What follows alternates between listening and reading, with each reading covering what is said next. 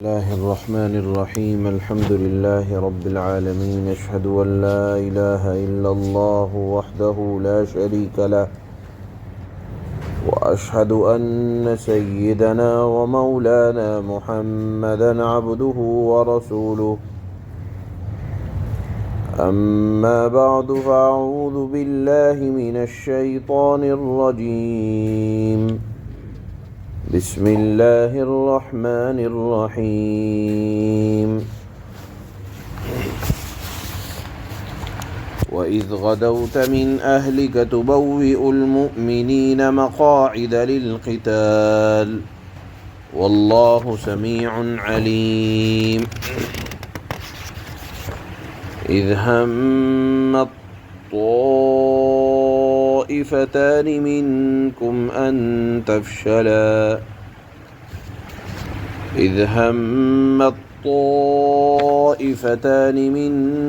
أن تفشلا والله وليهما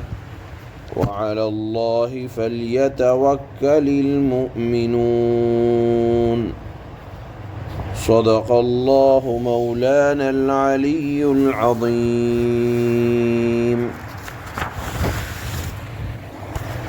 اللہ پاک نے ان دو آیتوں میں جنگ احد کی یاد دہانی فرمائی ہے،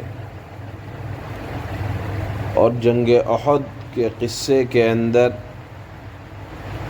اشارہ ہے اس مضمون کی طرف جو کل اخیر میں اللہ نے بیان فرمایا کہ وَإِن تَصْبِرُوا وَتَتَّقُوا لَا يَضُرُّكُمْ كَيْدُهُمْ شَيْئًا، اگر تم صبر و استقلال اور تقوی کے ساتھ رہو گے تو دشمنان دین کی تدبیریں تم کو ضرر یعنی تکلیف نہ پہنچا سکیں گی، جس سے نتیجہ یہ نکلا کہ اگر صبر اور تقوی کو چھوڑا جائے گا، دونوں میں سے دونوں کو چھوڑا جائے یا دونوں میں سے کسی ایک کو چھوڑا جائے تو پھر مخالفوں کا داؤ پہ چل جائے گا اور مسلمان نقصان اٹھائیں گے۔ اس بات کو ثابت کرنے کے لیے اللہ تعالی نے غزوہ بدر اور غزوہ احد کے واقعات کو بیان فرمایا ہے۔ سب سے پہلے آیات میں اللہ نے یہ ایک رکوع تک یہ مضمون چلے گا، پہلے غزوہ احد پھر غزوہ بدر کے واقعات کو اللہ بیان فرمائیں گے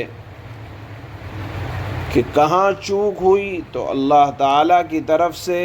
مسلمانوں کے اوپر آزمائش آ گئی، جیتی جنگ ہار گئے۔ اس بات کو ثابت کرنے کے لیے غزوہ احد کا تذکرہ فرمایا۔ غزوہ احد کب ہوئی تو جان لے آپ کہ اللہ کے نبی صلی اللہ علیہ وسلم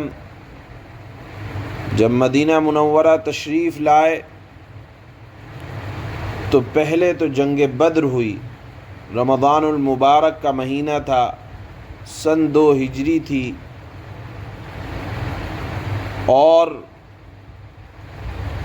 مسلمانوں پر چڑھائی کر کے کفار مکہ کے بڑے بڑے سردار آئے، اللہ کے نبی نے مقابلہ کیا، 70 بڑے بڑے سردار جن کو اپنے ناموں پر فخر تھا قتل ہوئے اور اتنے ہی گرفتار ہوئے۔ تو اس بڑی جنگ کا بدلہ لینے کے لیے، غزوہ بدر کا بدلہ لینے کے لیے،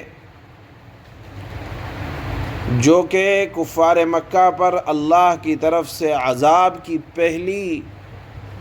قسط تھی، یا یہ کہا جائے کہ پہلا جھٹکا تھا، اور اس کو وہ برداشت نہیں کر پا رہے تھے، تو اگلے سال دوبارہ جو ان کے اندر بدلہ لینے کی آگ بھڑک رہی تھی، اس کا بدلہ لینے کے لیے آئندہ سال پھر آئے، اور اس طرح آئے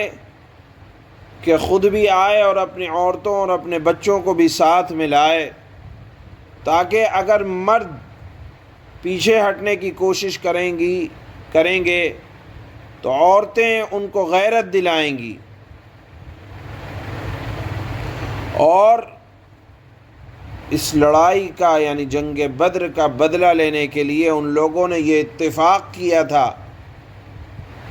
کہ جب تک ہم مسلمانوں سے بدلہ نہ لے لیں گے اس وقت تک سکون سے نہ بیٹھیں گے۔ چنانچہ اگلے ہی سال شوال کے مہینے میں سن 3 ہجری میں بدلہ لینے کے لیے مدینہ منورہ پر چڑھائی کی، اور اپنے ساتھ عورتوں کو بھی لے کر آئے تاکہ موقع آنے پر مردوں کو غیرت دلائی جائے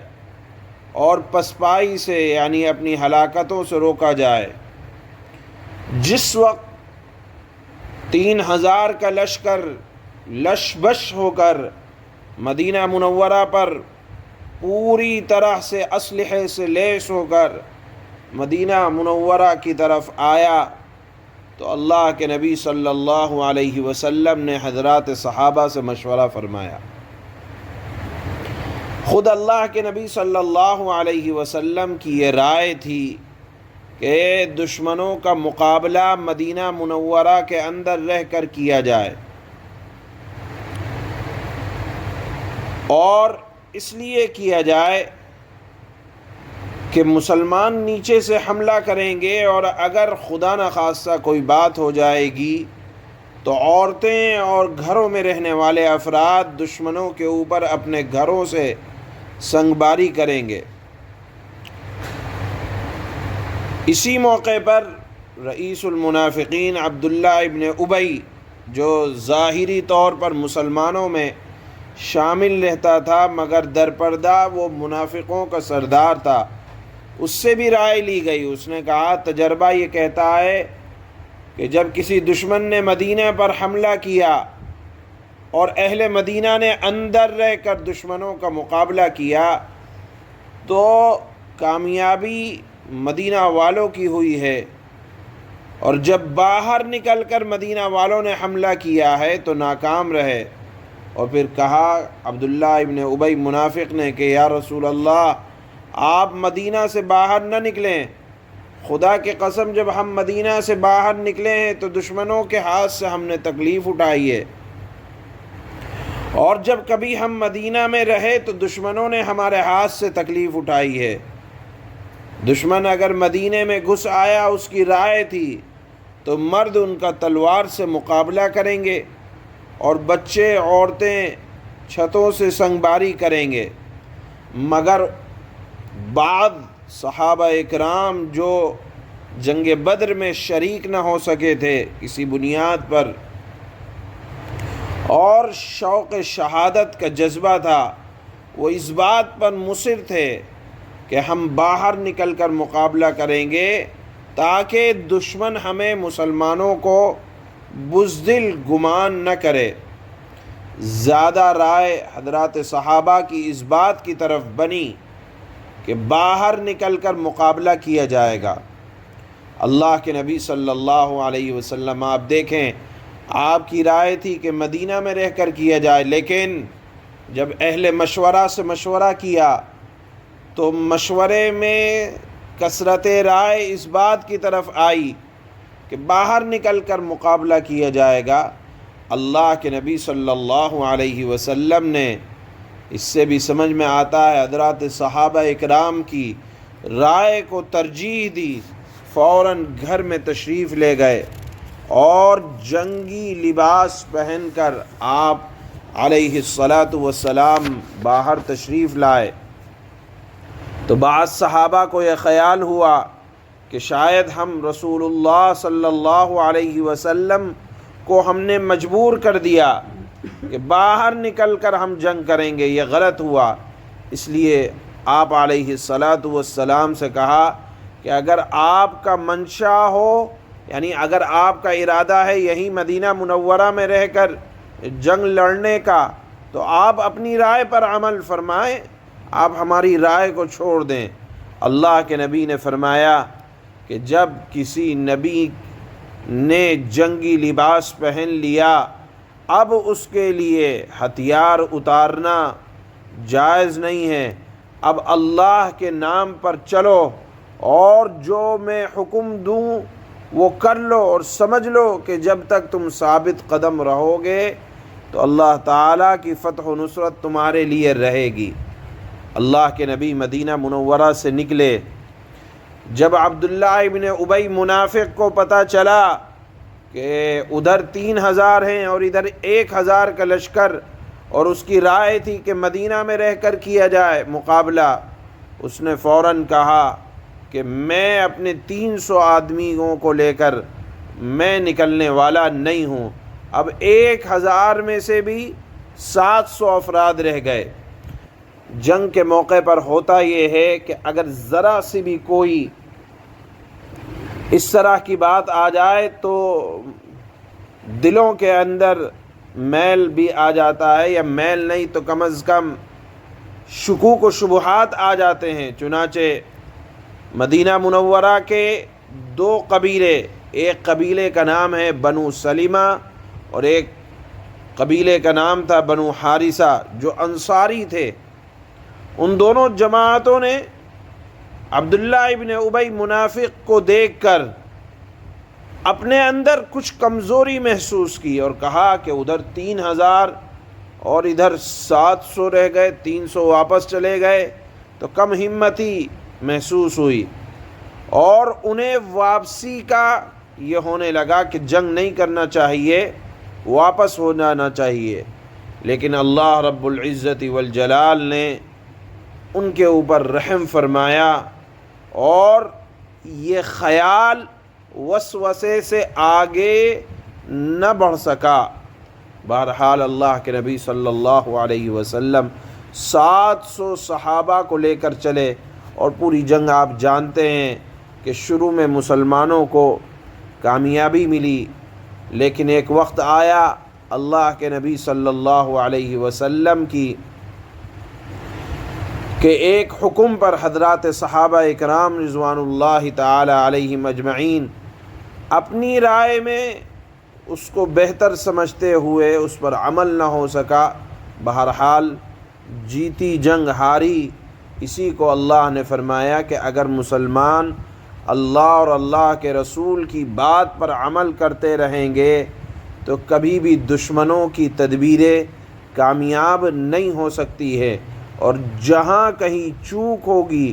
تو آپ جان لیں کہ دشمن کامیاب ہو جائے گا۔ بہرحال وہ ایک موقع تھا جنگ احد کا کہ شروع میں کامیابی ملی، لیکن جہاں ایک اللہ کے نبی صلی اللہ علیہ وسلم کا حکم ٹوٹا تو ہوا یہاں تک کہ خود مسلمانوں کے پیر اکھڑ گئے، اور یہ افواہ مشہور ہو گئی کہ اللہ کے نبی صلی اللہ علیہ وسلم العیاذ باللہ قتل کر دیے گئے۔ اس غلط افواہ کی بنیاد پر مسلمانوں میں مایوسی چھا گئی اور مسلمانوں کے پیر اکھڑ گئے، اور قریش مکہ بے رحمی کے ساتھ تلواریں برسا رہے تھے، اور اللہ کے نبی صلی اللہ علیہ وسلم اسی وقت کہہ رہے تھے اللہم اغفر لقومی فإنہم لا يعلمون، اے اللہ میری قوم کی بخشش فرما دے کیونکہ وہ جانتے نہیں ہیں۔ یہی وہ موقع تھا کہ اللہ کے نبی صلی اللہ علیہ وسلم کے چہرے پر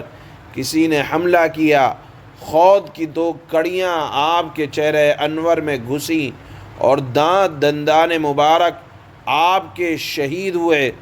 اور اللہ کے نبی صلی اللہ علیہ وسلم خون کو چہرے سے پوچھتے جاتے تھے اور فرماتے جاتے تھے اگر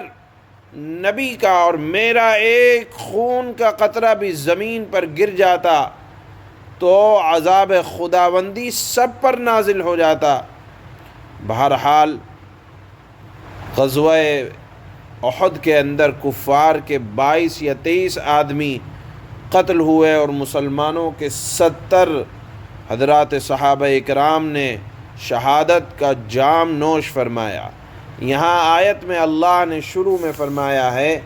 کہ دیکھو وہ وقت بھی یاد کرو وہ وقت بھی یاد کرو جب آپ صلی اللہ علیہ وسلم حضرات صحابہ اکرام کی جماعت کو لے کر اپنے گھروں سے چلے اور اللہ کے نبی ان کے پاؤں کو جما رہے تھے، حضرات صحابہ کی صفیں بنا رہے تھے۔ اللہ فرماتے ہیں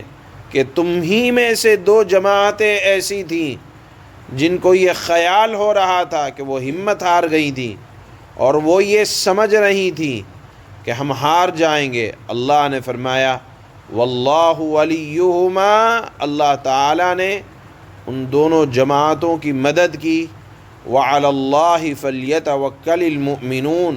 مسلمانوں کو چاہیے کہ وہ اللہ کی ذات پر مکمل اعتماد اور بھروسہ کریں۔ یہاں اللہ تعالیٰ نے آج کی آیات میں غزوہ احد کا ذکر فرمایا اور پھر آگے غزوہ بدر کا ذکر فرماتے ہیں۔ اللہ فرماتے ہیں وَإِذْ غَدَوْتَ مِنْ أَهْلِكَ تُبَوِّئُ الْمُؤْمِنِينَ مَقَاعِدَ لِلْقِتَالِ وَاللَّهُ سَمِيعٌ عَلِيمٌ۔ اے پیغمبر، جنگ احد کا وہ وقت یاد کرو جب تم صبح کے وقت اپنے گھر سے نکل کر مسلمانوں کو جنگ کے ٹھکانوں پر جما رہے تھے، اور اللہ سب کچھ جاننے والا ہے۔ اذ همت طائفتان منکم ان تفشلا واللہ ولیہما وعلی اللہ فلیتوکل المؤمنون۔ جب تمہیں میں کے 2 گروہوں نے یہ سوچا تھا، یہ اشارہ ہے 2 قبیلے بنو حارثہ اور بنو سلمہ کی طرف کہ ان کے دل ڈگمگا گئے جب عبداللہ ابن ابی منافق نے 300 افراد کو واپس لے لیا، تو انصاری 2 قبیلے گھبرا گئے اور ان کے دل میں یہ خیال آیا کہ 3000 کے مقابلے میں 700 افراد بہت تھوڑے ہیں، ایسے میں جنگ لڑنے کے بجائے الگ ہونا چاہیے۔ لیکن اللہ فرماتے ہیں کہ اللہ نے مدد کی، وہ جنگ میں شامل ہوئے۔ اسی طرف اللہ نے اشارہ کیا کہ جب تمہیں میں کے 2 گروہوں نے یہ سوچا کہ وہ ہمت ہار بیٹھے ہیں، حالانکہ اللہ تعالی ان کا حامی و ناصر تھا، مددگار تھا۔ مؤمنوں کو چاہیے کہ اللہ کی ذات پر بھروسہ رکھنا چاہیے۔ سبحان اللہ۔